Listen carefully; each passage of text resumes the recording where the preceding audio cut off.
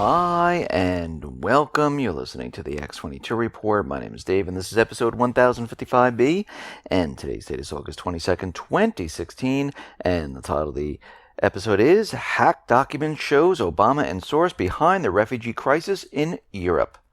Let's get into the economic collapse, political, and geopolitical news. Now, we've been looking at Obamacare for quite a while, and we know this is not a benefit to the people. And it looks like the critics of Obamacare, well, it looks like they've been proven right. Because you have to think back what Obama promised. The Obama administration promised that health insurance premiums, they were going to go down. They're going to be very affordable. Because that's what his plan was, the Affordable Care Act. But we can see right now, the premiums have skyrocketed. The Obama administration promised that Obamacare would not kill jobs. Instead, firms are hiring fewer workers because of the healthcare costs. They're limiting the number of hours. The Obama administration also promised that the big health insurance companies would love the new Obamacare plans, and they would compete and prices would go down. Well, we're seeing the opposite. We're seeing the health insurance companies become one gigantic monopoly where they can continually rise their premiums together because there is no competition, because everyone has to be in on the same thing. And we can see that health insurance companies, that since they're not making a profit, they're deciding, hey, we're going to get out of the exchange system. So think about what they promised us. Think about what is really happening here. And now Obama is out there, and he wants the TPP, telling us that this is going to be a job creator. It's going to be great for America. It's going to bring manufacturing back to the United States. Well, we know this is not going to be true. We know everything he's saying, it's going to be the opposite. And we can see right now, everything these government employees tell us, it is always the opposite. Remember, most of these people, they've never even had real jobs. They've never started a business from scratch. And I'm not talking about those people who inherited a business. I'm talking those people who started from the ground floor with no money, built a business on their own, and made it very successful. And I'm not talking about playing in the stock market, having the insider information and making your fortune that way. Most of these individuals, they're losers. And we can see right now, everything they've been telling us is the opposite of what happens. Now, we talk about the NSA, the FBI, the CIA, all the different agencies that love to spy on the American people. I mean, really, think about it. What's the biggest threat to our civil liberties? Well, is it Congress crushing every loophole you grasp for at privacy? Most likely, because a federal judge, Henry Morgan Jr., ruled that Americans have no expectation of privacy in their Internet Protocol address, which is a unique identifier for a computer. It's like an address of your house. Each time you sign on, you get a number which identifies you. And if you do it on your phone or any other type of electronic device, they all get the same address, depending where you are. So Judge Morgan, he ruled, and this was a Supreme Court ruling, he's approved an obscure change in Rule 41 of the Federal Rules of Criminal Procedure that would enshrine the hacking he approved with a warrant, and he put this into law. At the FBI's request, the court ruled in May, federal judges may issue nationwide hacking warrants if criminal suspects have made any efforts to hide their locations. In other words, if you don't use a VPN, it's open season for hackers on your PC or smartphone. And if you do use a VPN, it's open season for the FBI. So the new rules go into effect December 1st unless Congress blocks them. Now, there's a lot of individuals in Congress saying that they're going to block this, but we're going to have to wait and see because we know this is a re-election time, and we'll have to see what they actually do. So what do you do in the meantime to protect yourself? Well, if you're sending important documents or you're having important conversations, do not use Gmail, do not use Yahoo. Get some type of encrypted email system. If you're walking around your phone with your iPad, you can slip that into a sleeve. Blockitpocket.com sells them. It's a sleeve which is intertwined with different metals, and it blocks the signal so you cannot be tracked. Actually, one other simple thing is just shut off your location finder. That will also help. I know a lot of people like to have this on, and everywhere you go, it always knows exactly where you are. And you can always, if you have the experience of writing encryption programs, you can always write your own or learn about it on the internet.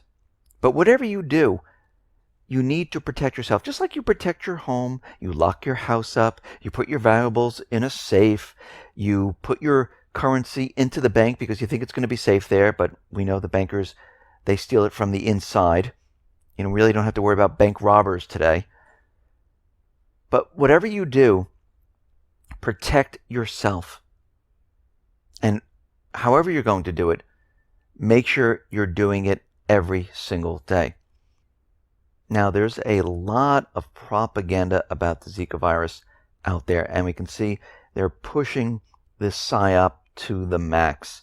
We understand this Zika virus was patented by the Rockefeller Foundation. It's been around since 1969. And now they're pushing the idea that the Zika virus could extend its reach across the U.S. Gulf Coast into Louisiana and Texas. And this is coming out from the U.S. health officials, where they also told us back during the Ebola scare, during the swine flu scare, during every single other scare where nothing actually happened. Soon I'm waiting for the models where the CDC comes out and tells us how many people are going to be infected. The vaccines are ready. People should start lining up getting their vaccines. And we know from many different researchers that this Zika virus does not produce microcephaly. Most likely, the evidence is pointing to the pesticides that they're using and spraying in the area. So we can see right now this is going to be another psyop. We can see that this most likely will be maybe used during the election period, and they're continually pushing the idea that people are going to need to be vaccinated, and maybe certain states will have to declare a state of emergency, which will then most likely postpone the elections. But this is something that we need to watch. This is one part of the agenda. If this doesn't work, I'm sure they have other things waiting in the wings, like some type of physical event, the economy crashing, but we're going to have to wait and see. Because as we know, if the elections aren't going the way they want, and they can't manipulate it in the way they want, they will then resort to plan B, C, D to make sure they stop the entire thing in its track. So we will watch and we will see what occurs. But we're looking at all different indicators. We're looking at their plans, and we're watching them very, very carefully to see what they will do next. Because we know when things don't go the way they want, they resort to false flag events, they resort to psyops, they resort to all of this to throw everything off. Now, out in Afghanistan, we know at this point the United States government central bankers, they are never going to leave this area. Actually, they're ramping up the forces there, and we see the U.S. State Department, they have announced their intention to transfer over 6,000 guns to the Afghan National Army. And this is worth about $60 million. And we can see the U.S. is saying this is a sale, but the Afghan government is not going to actually pay for them. Rather, the $60 million to buy the weapons will be coming directly out of the U.S. government grants created specifically for the purposes of getting the weapons into the hands of the Afghan military, which means the taxpayers are going to pick up the tab here. And the vast majority of the weapons that are going to be shipped over there are going to be M16 assault rifles. It's amazing how they can take the weapons, bring them into another country, have the taxpayers pay for the weapons, and then tell the taxpayers, the everyday American person, that they cannot have weapons themselves because they're very dangerous. But look what the U.S. government does. Obama has provided more weapons than any other president, but is out there telling the American people, you cannot own a weapon because they're too dangerous for you. But look what they do. They provide weapons to those paid mercenaries to overthrow a government. Getting the picture right here? Providing weapons to paid mercenaries that the United States government hires to overthrow governments. This is what they fear. If the people have weapons, they're afraid those people one day might rise up and overthrow the government. That's what they're really worried about. We see this propaganda coming out of Japan, where they're saying that China is out there saying that, listen, if Japan crosses the red line and they join the U.S. warships in the freedom of navigation and they sail their ships around the Chinese islands, well, that is crossing the red line and they're going to take action. Well, I think what's really happening here is, since the United States has never ratified the freedom of navigation, they never signed it, what they're going to do is they're going to try to create an event in this area and make it look like China is about to do something. Because China knows what they're up to. And they're not going to purposely do this because they know this will kick off war. And if you notice, China, Russia, they're trying to stay very peaceful. They're not making moves. They're not going crazy, but we can see the corporate media, the propaganda is out there trying to make it seem like they want some type of war if they cross a red line. We see the U.S., they are planning to deploy 16 F-35 fighters to Japan, and they're going to bring this to the U.S. military base located in Japan. And what we're going to see is another 6 combat jets arrive next August in 2017. So they're getting the first 6 now, and they're going to be getting the next 6 next August. We see out in Ukraine, their entire economy there is declining rapidly. Industrial production in Ukraine in July 2016 decreased by 0.2% compared to the same month of 2015, and the situation is just continually getting worse and worse. And we can see that Poroshenko, Biden, who are meeting, trying to push the idea that Russia is invading. But again, during the time period when they had the coup d'etat, during the war, during that period, the United States, Ukraine, UK, and many other countries, they flew over Russia. They flew over the border using the Open Sky Treaty. And once again, the United States, Ukraine, between August 22nd today and the 27th, they're going to be flying over the Russian territory. They're going to be flying an observation plane, the OS-135B. They'll be taking off from Russia, and they'll be observing the entire area, showing that Russia does not have troops there whatsoever. And we can see all the things that the president in Ukraine is talking about, the corporate media is talking about. It is all complete propaganda to get this war started. Now, out in Libya, things are not going well for the United States.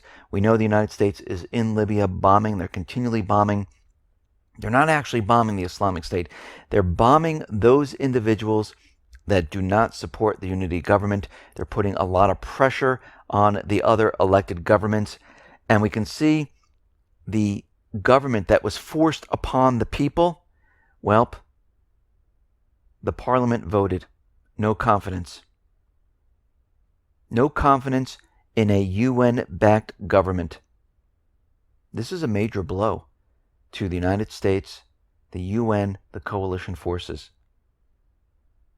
And this vote should automatically dissolve the government, the unity government, right off the bat, because the parliament said, we don't accept. The people have spoken. The U.S. should then leave Libya, but they're not going to do this. Most likely what's going to happen now is more bombings. We're going to see troop movement in Libya. We're going to see NATO, the other countries, UK, Italy, bring in more, France, bring in more troops, more planes to put pressure on the other governments, to make them fold and say, okay, we accept the unity government. This is how the United States forces freedom, democracy on other nations. They talk on two sides of their mouth. They tell on one hand, yes, freedom, democracy, and on the other hand, they force governments on other countries that don't want the government. We never elected the government. And the United States says, you will have this government and we'll force you to take it. This is what they're doing in Yemen right now. This is why Saudi Arabia is bombing inside of Yemen, because they want their puppet government back in power. We see Russia and Saudi Arabia. They are becoming closer now, just like Turkey.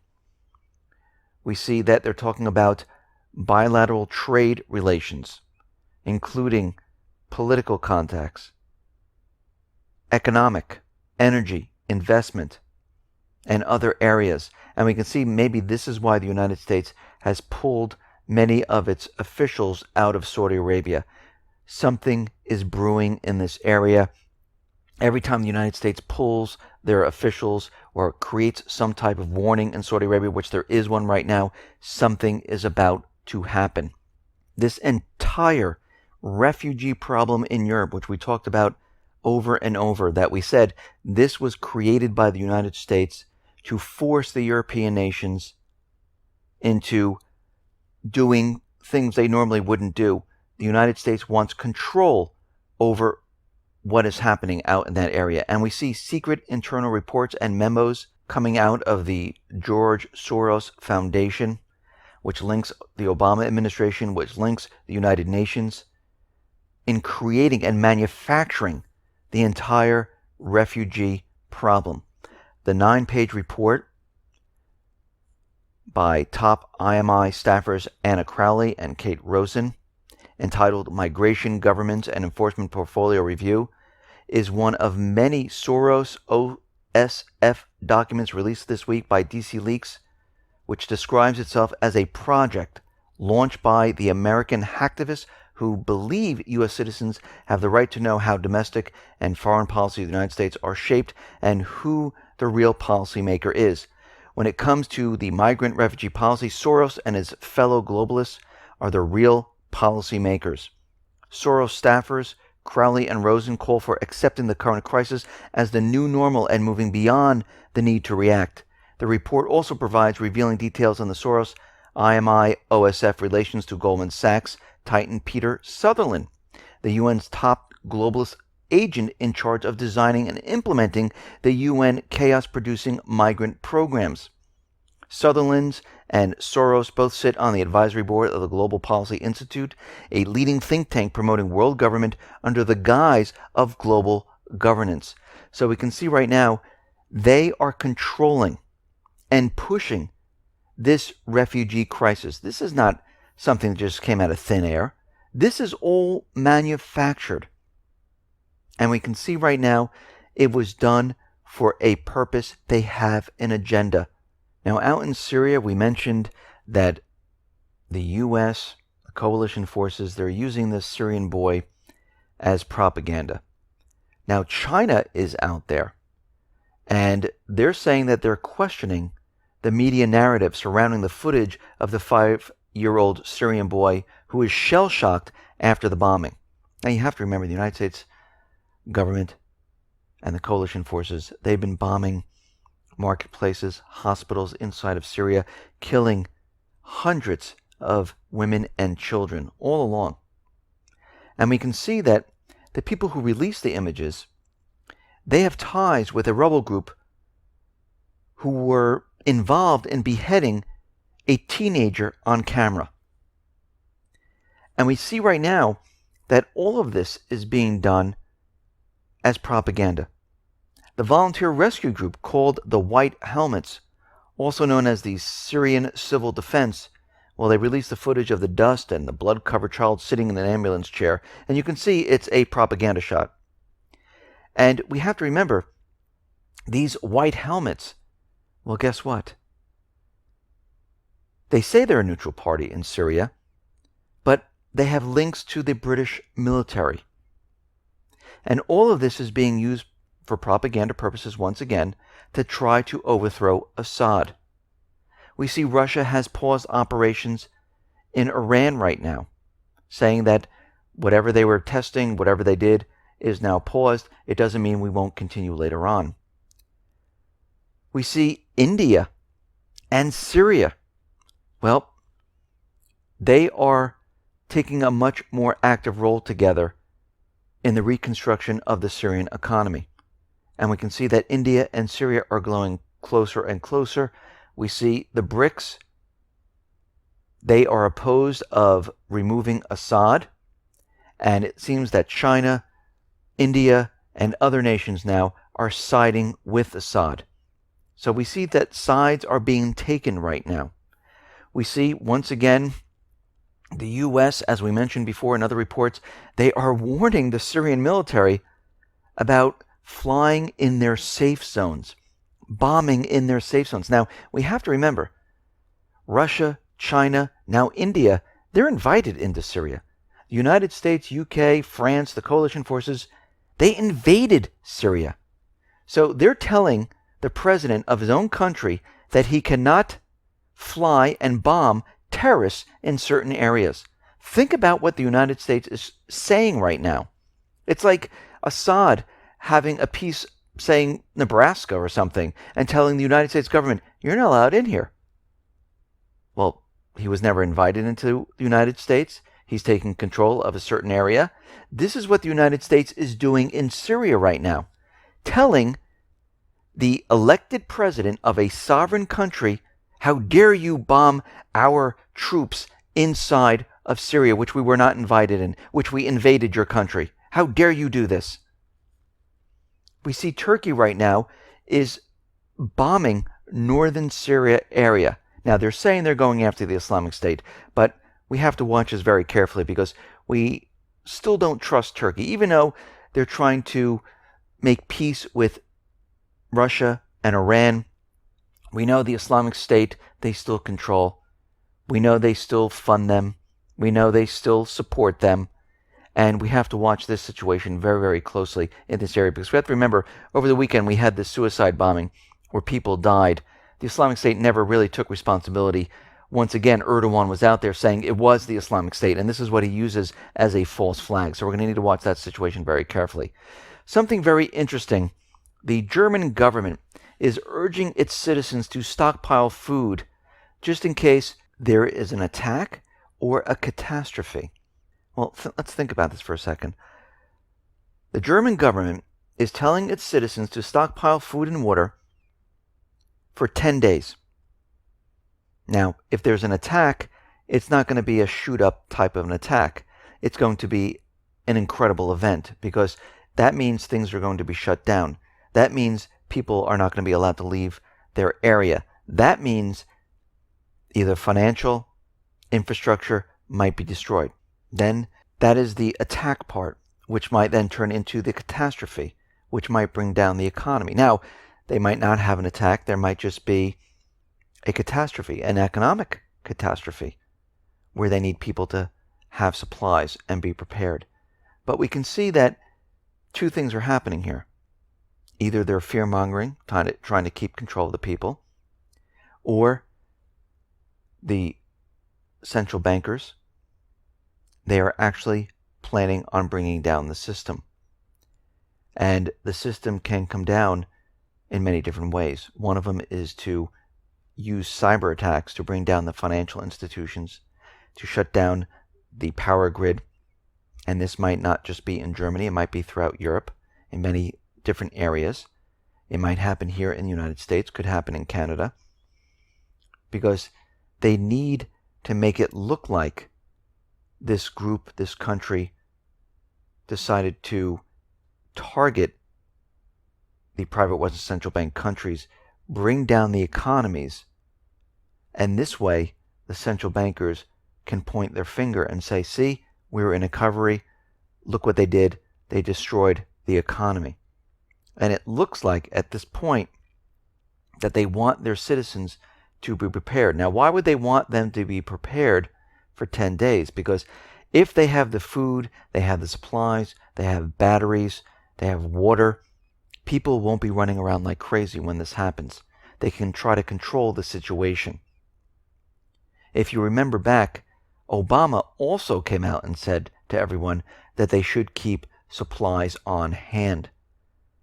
And this would give them a chance to take control of the situation. So we can see they're getting prepared. The Fed made their announcement that they're going to be doing QE once there's another financial crisis, a shock to the system. We see Germany telling everyone to get prepared. So what we're seeing right now is most likely we're in the home stretch here. When is it exactly going to happen? We don't know. But we can see we're getting closer by the events that are occurring geopolitically. We can see the economy is imploding very quickly. And one thing that they're worried about is black swans. They want a controlled collapse where they can say, they're the ones to blame. If something comes out of left field, they're going to be blamed for what has happened here. And they don't want this to happen. Listen, everyone, thanks a lot for listening. Be well, be safe, and especially be prepared. Thanks a lot.